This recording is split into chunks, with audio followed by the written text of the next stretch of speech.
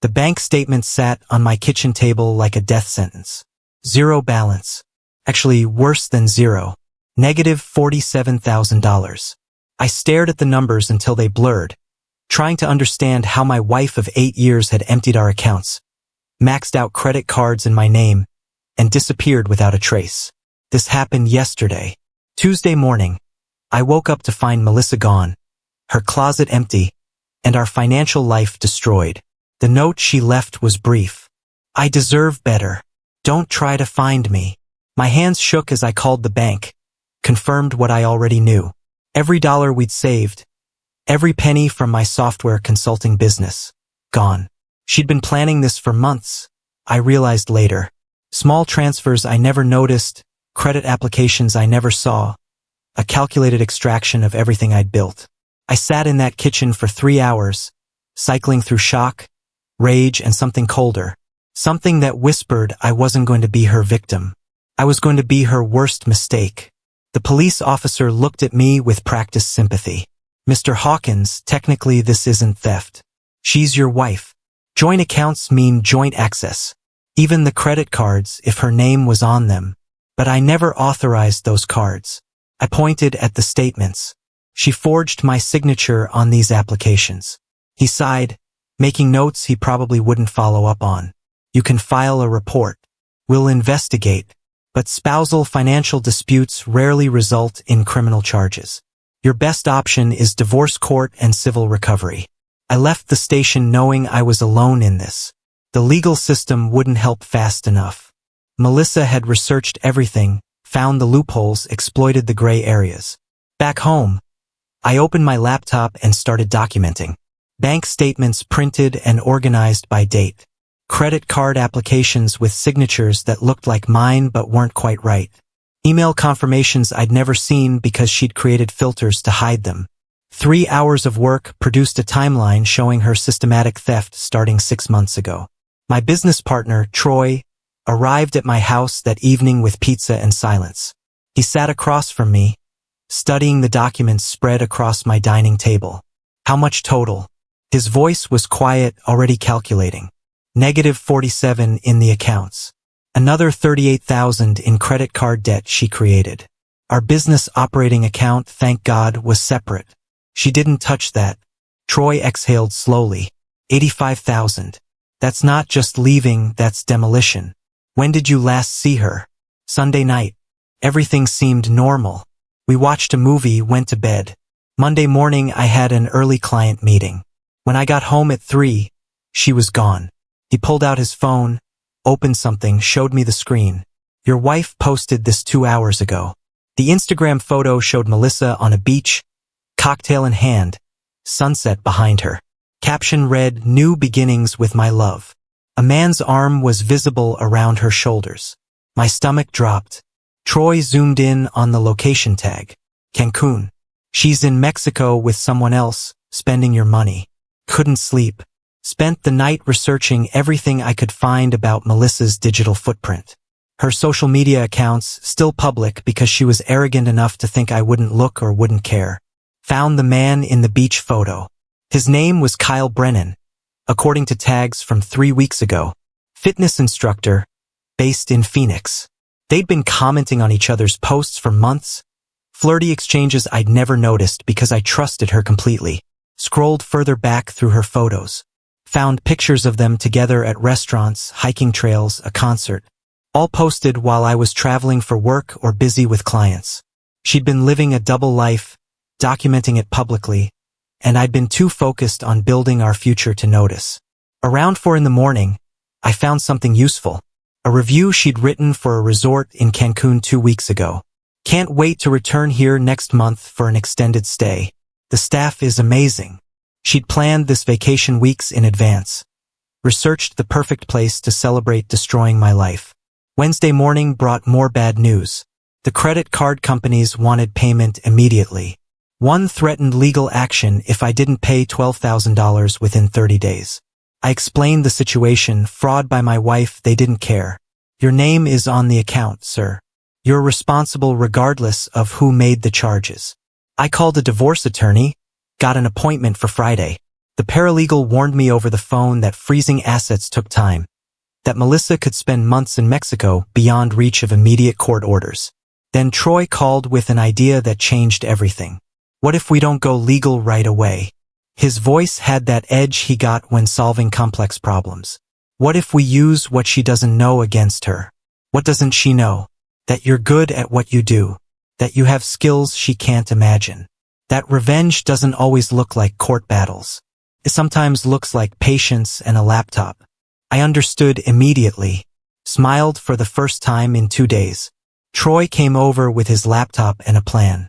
We sat in my home office, the room where I'd built my consulting business from nothing, and started working. First, we documented everything Melissa had taken. Every transaction, every transfer, every credit card charge. Built a spreadsheet showing the money trail. Then we did something more interesting.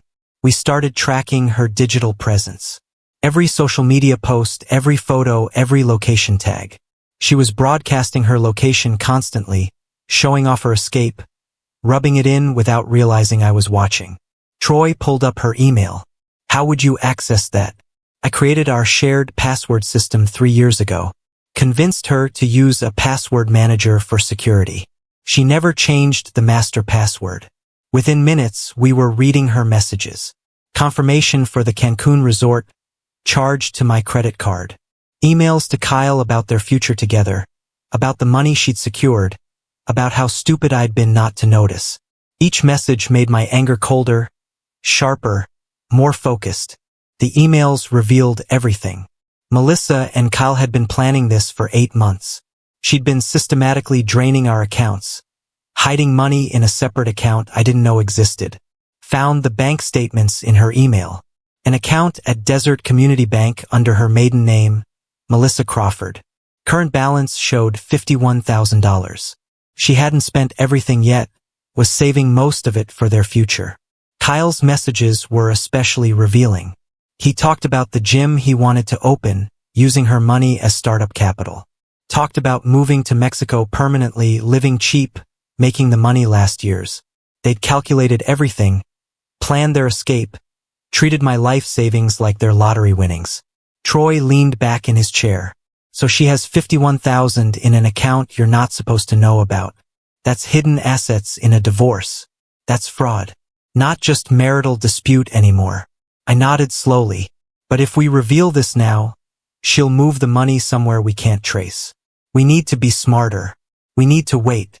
Friday's meeting with the attorney, Brenda Walsh, was productive. I brought all my documentation, showed her the timeline, explained about the hidden account. Her expression shifted from sympathetic to calculating. This changes things significantly. Hidden assets during marriage, fraudulent credit applications, systematic depletion of joint accounts while planning to leave. This isn't a normal divorce. This is financial abuse with potential criminal elements. Can we freeze her accounts? I asked. She considered carefully. We can try, but she's in Mexico. Even with court orders, enforcement is complicated. If she moves money to Mexican banks, recovery becomes nearly impossible. We need to be strategic about timing. I didn't mention what Troy and I were planning. Didn't tell her we had access to Melissa's email, her social media, her digital life. Just nodded and listened and signed the retainer agreement. Let Brenda handle the legal approach. Troy and I would handle something else entirely. Something Melissa would never see coming until it was too late. Melissa posted again Saturday morning. Another beach photo, another cocktail, another caption about freedom and new beginnings. The comments from her friends were supportive, asking if she was okay, if she needed anything. She replied to each one with variations of the same message. Finally free. Finally happy. Living my truth. Not one person asked about me, about our marriage, about what had actually happened. She'd clearly been controlling the narrative for months, painting herself as the victim of something she never specified. I took screenshots of everything. Her posts, the comments, Kyle's appearances in her photos. Built a folder documenting her vacation funded by stolen money. Troy texted me around noon. Check her email. New message from the resort. I logged in, found what he meant. Melissa had extended her stay another 2 weeks. charged another $4,000 to my credit card. The one I'd reported as fraudulent 2 days ago. She was still spending, still taking, still believing she was untouchable. Sunday evening, I made a phone call. Took me 3 tries to work up the nerve, but finally dialed the number I'd found in Melissa's contacts. Kyle's mother answered on the second ring. Hello? Mrs. Brennan, my name is Marcus Hawkins. I'm calling about your son, Kyle. Is he all right? Her voice immediately filled with concern. He's fine, I think. But I wanted you to know something about the woman he's with in Mexico. There was a long pause. Who is this again? I'm the husband of the woman your son is dating. She stole $85,000 from me and is currently using it to fund their vacation. I thought you should know the kind of person your son is involved with. Another pause, longer this time. Kyle told me he met someone. Said she was divorced, starting over. She's not divorced.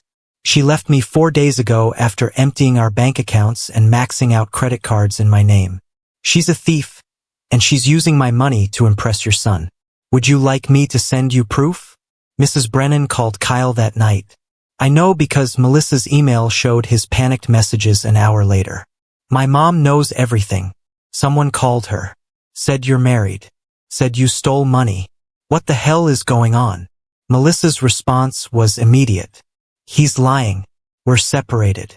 The money is mine from the divorce settlement. Your mom is being manipulated. But Kyle wasn't convinced. His messages got shorter, colder. Why didn't you tell me you weren't divorced yet? Why didn't you mention your husband is claiming theft? She tried to smooth it over, sent long explanations, but I could see the cracks forming. Troy read the exchange over my shoulder. She's losing control of the narrative. One phone call and her perfect escape is falling apart. That's just the beginning, I said. By next week, she'll wish she'd never left. We spent Sunday night preparing the next phase.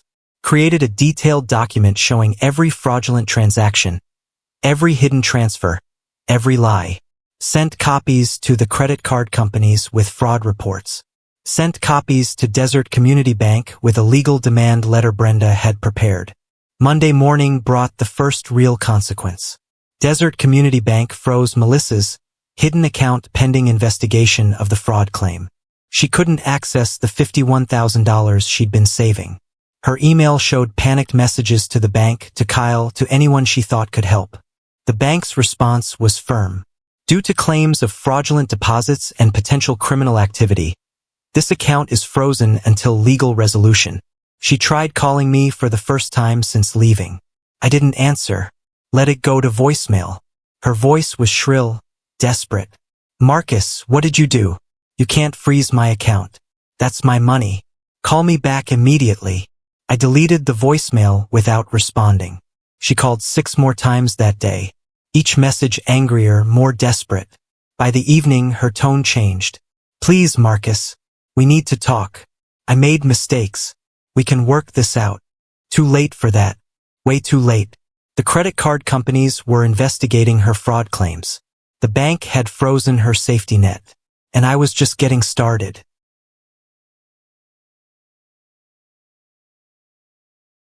Tuesday brought a gift I didn't expect. Kyle broke up with Melissa. His final message in her email was brief. I can't be part of this. My mom is right. This is too messy. I'm coming home. Melissa's response was desperate. 15 messages begging him to stay, explaining everything, promising the money situation would resolve. He didn't reply, stopped responding completely. She was alone in Cancun. Her accounts frozen. Her boyfriend gone. Her plan collapsing. Troy sent me a screenshot of Kyle's Instagram story. He was at the Phoenix airport, heading home, looking relieved. Caption said, "Sometimes you dodge a bullet without realizing it." I felt no sympathy for Melissa, only cold satisfaction that her carefully constructed escape was imploding exactly as she deserved. She'd calculated everything except the possibility that I'd fight back, that I'd be smart enough to dismantle her plan piece by piece. She'd underestimated me completely. That was her fatal mistake. People always underestimate the quiet ones until it's too late. Wednesday, Melissa's resort bill came due. She'd been charging everything to my credit card, but I'd already reported it stolen and fraudulent. The card was declined. The resort manager's email was polite but firm. Ms. Crawford, your payment method has been declined. Please provide alternate payment immediately, or we'll need to discuss your departure date. She had no alternate payment. Her hidden account was frozen. Kyle was gone. She was trapped in an expensive resort with no way to pay. Her email to me was different now. Subject line just said, "Please." The message was long, rambling, full of apologies and explanations and excuses. She claimed she'd been confused, scared, made bad decisions. Claimed Kyle had manipulated her, that she wanted to come home and fix everything. Every word was a lie wrapped in desperation. I forwarded it to Brenda without responding. Let my attorney handle communication. I was done talking to Melissa, done listening to excuses, done being her victim. From now on, everything went through lawyers and courts and consequences she couldn't charm her way out of. The resort gave Melissa 24 hours to settle her bill or leave. She had nowhere to go and no money to get there. Her parents lived in Oregon, and she'd burned that bridge years ago over money she'd borrowed and never repaid. Her friends from the Instagram comments mysteriously stopped responding when she asked for help. Funny how support evaporates when it costs something. She tried calling me from different numbers, probably borrowed phones, but I recognized her desperation and didn't answer. Finally, Thursday afternoon, she called Troy. He put her on speaker so I could hear. "Please, I need Marcus. Tell him I'm sorry. Tell him I'll pay everything back." Troy's response was cold. "You stole $85,000 and destroyed his credit. Sorry doesn't cover that. I'll make it right. Just help me get home." "How exactly? Your accounts are frozen. You have no money. Your boyfriend left you. You made your choices, Melissa. Now you live with them." The call ended with her crying. Troy looked at me. "Think she's learned anything?" "Not yet, but she will." Melissa called the U.S. Embassy in Mexico Friday morning, claiming she was stranded without resources. They offered to contact family for help or arrange a repatriation loan she'd have to repay. She had no family willing to help. The loan meant admitting defeat, accepting government assistance, proving she'd failed completely. I learned this from her email, where she'd written a desperate message to an old college friend explaining her situation. The friend replied with brutal honesty. "You posted all week about your amazing vacation and new life. Now you're broke and stranded? What really happened, Melissa?" She tried explaining, spinning the story to make me the villain, but even her friend wasn't buying it. "If your husband froze accounts, there's probably a reason. You need to face whatever you did and make it right." The resort manager's final email arrived Friday evening. "Ms. Crawford, we require immediate settlement of your $6,800 balance or we'll be contacting local authorities. We cannot allow you to remain without payment." Her dream vacation had become a nightmare, and I slept better than I had in weeks. Saturday morning, Melissa accepted the repatriation loan from the embassy. $1,200 for a flight home, to be repaid within 90 days. She'd have to face me, face the legal system, face everything she tried to run from. Her email confirmation showed the flight details. Arriving Phoenix Tuesday afternoon. No one would be picking her up. She'd destroyed that life. Troy and I spent the weekend preparing for her return. Brenda had filed the divorce papers, included documentation of the hidden account, the fraudulent credit cards, the systematic theft. We had everything organized, every transaction documented, every lie exposed. Monday morning, I received a message from Melissa's mother, Patricia, someone I hadn't spoken to in 3 years. "Marcus," Melissa called me crying. "She says you've ruined her life." What really happened? I sent Patricia everything. The bank statements, the credit card fraud, the hidden account, the vacation photos with Kyle. Every piece of evidence that showed who Melissa really was. 2 hours later, Patricia called me. Her voice was tired and sad. "I'm sorry. I didn't know she'd become this person." Melissa landed in Phoenix Tuesday at 3:15. I wasn't there, but Troy was. Not to pick her up, just to watch, to document, to make sure she understood how completely her life had changed. He sent me photos from the airport. Melissa looking exhausted, wearing the same clothes from her last Instagram post, carrying one small bag. No Kyle waiting for her. No friends. No triumphant return. Just a cab ride to a cheap motel because she couldn't go home. I changed the locks the day after she left. Perfectly legal since my name was on the house deed and she'd abandoned the property. She showed up at the house anyway, Tuesday evening around 6. Pounded on the door, rang the bell repeatedly. I watched from inside, didn't answer. Finally, she sat on the porch crying, making a scene the neighbors definitely noticed. After 30 minutes, she left. Went back to whatever motel she'd found. Her Instagram hadn't been updated since Sunday. The comments on her last post had shifted. People asking where she was, if she was okay, if the vacation was over. Wednesday's court hearing was everything I needed it to be. Brenda presented our evidence methodically. The joint accounts Melissa had emptied, the credit cards she'd fraudulently opened, the hidden account at Desert Community Bank, the vacation she charged to my cards after leaving. The judge reviewed everything with an expression that grew steadily harder. Melissa's attorney, a court-appointed public defender since she had no money, tried arguing that marital assets were equally hers. Brenda cut that down immediately. Your Honor, systematic depletion of accounts while planning to abandon the marriage, hidden accounts, fraudulent credit applications, these aren't disputed assets. This is theft. The judge agreed. I'm granting an immediate freeze on all assets and requiring Ms. Hawkins to surrender her passport. There are serious questions of criminal conduct here that need investigation. Melissa sat at the defendant's table looking smaller than I'd ever seen her.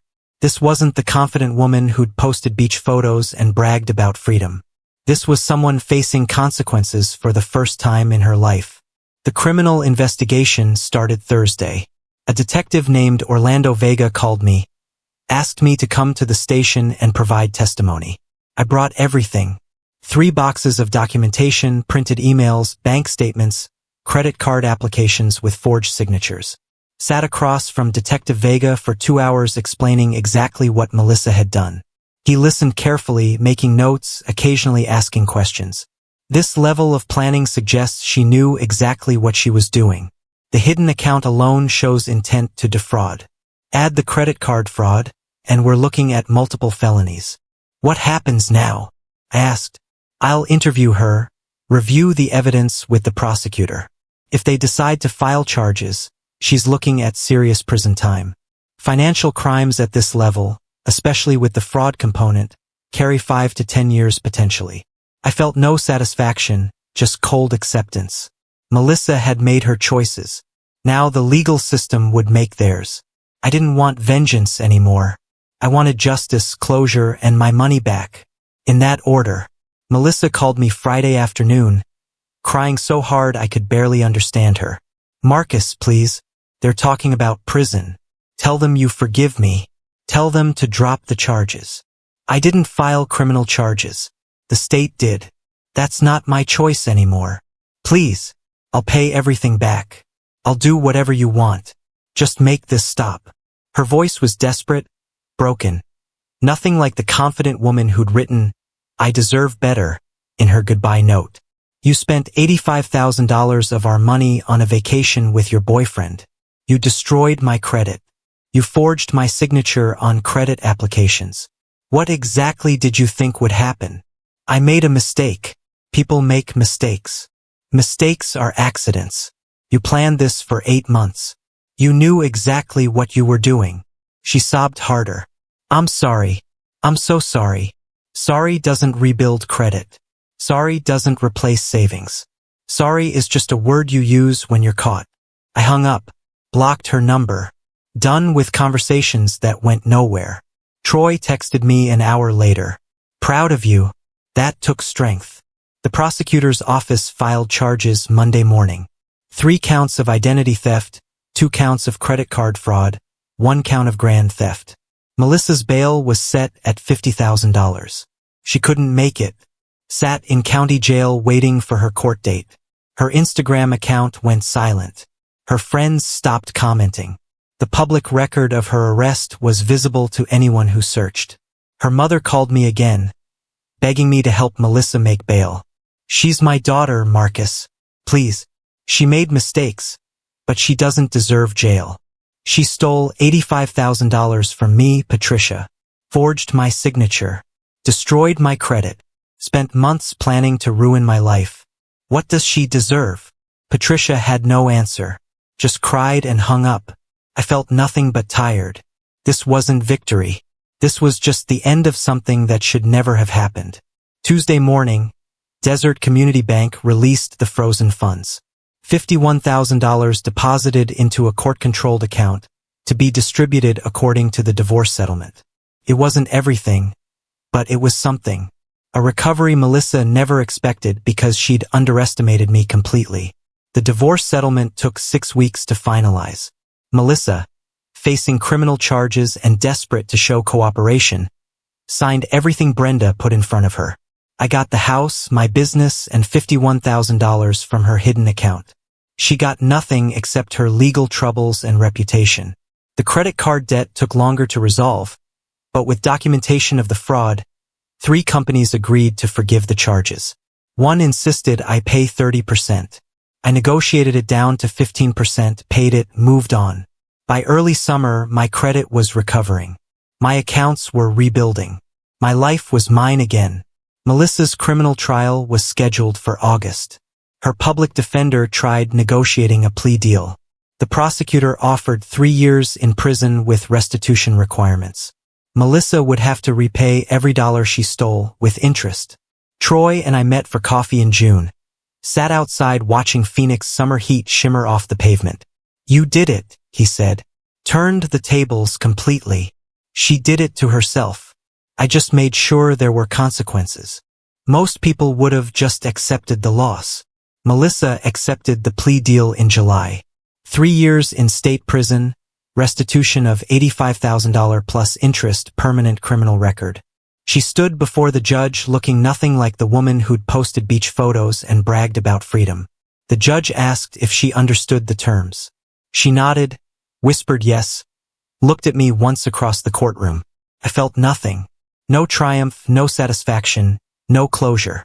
Just acceptance that this chapter was finished. Her sentencing was scheduled for September, but the outcome was decided. Her attorney told Brenda she'd be eligible for parole in 18 months with good behavior. That meant she'd serve less time than she'd spent planning to destroy my life. Seemed almost fair. I started dating again in August. Nothing serious, just coffee with a woman named Harper I'd met at a business networking event. She knew nothing about Melissa, about what I'd been through, about the revenge I'd executed. I liked it that way. Fresh start, clean slate, no baggage to explain. Harper asked on our 3rd date if I'd been married. Once, I said. Didn't work out. September arrived with Melissa's sentencing hearing. I attended because Brenda suggested it showed closure. Sat in the courtroom gallery while the judge pronounced 3 years in state prison, restitution requirements, probation terms upon release. Melissa cried through the entire proceeding.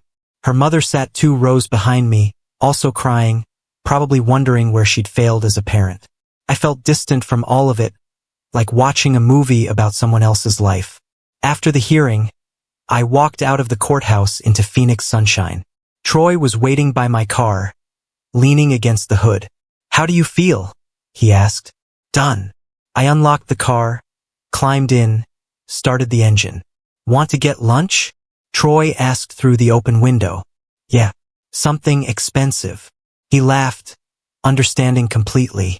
We drove away from the courthouse, from Melissa's consequences, from everything that had consumed 5 months of my life. She'd taken all my money and left me in debt, believing I'd be helpless.